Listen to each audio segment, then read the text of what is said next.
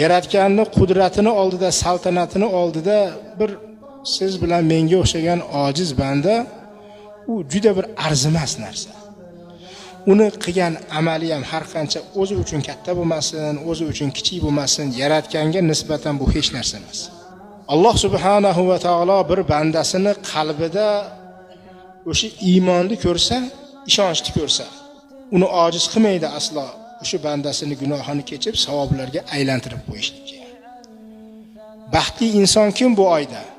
Bu oyda haqiqiy baxtli inson shu narsani anglab, tushunib yeta olgan inson. Mana shu oyda oyni g'animat bilib, boshqa narsalarga chalg'imasdan, alahsimasdan shu bir oyni yaratgan egam o'zi Qur'onda aytganidek sanoqli bor yo'g'i barmoq bilan sanaladigan kunlar ekanligini his qilib turib, shuni g'animat bilib olgan odam eng baxtli inson.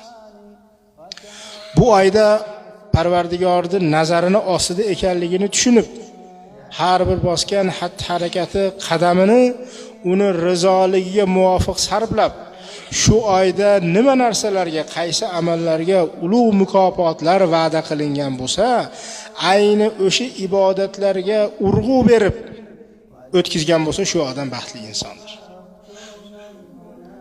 Bu oyda Alloh subhanahu va taolo nima narsalarga urg'u berdi? Bu oy Qur'on oyi dedi.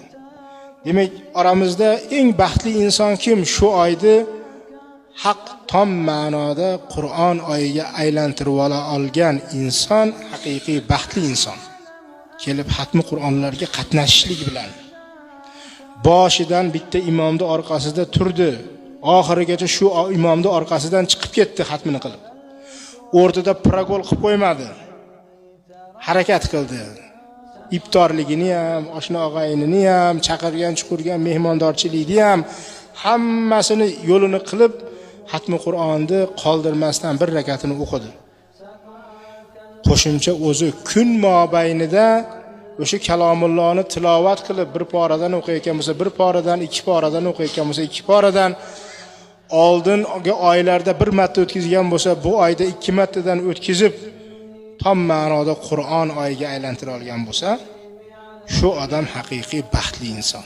Qur'on oyiga aylantirgan bo'lsa, Qur'ondagi narsalarni o'qib emas, imomdan eshitib emas, boshqa oylarda amal qila olmayotgan oyat, boshqa oyalarda amal qila olmayotgan shu Qur'onning ta'limotlariga shu oyda amal qilgan holda shu oyni tom ma'noda Qur'on oyiga aylantirgan bo'lsa,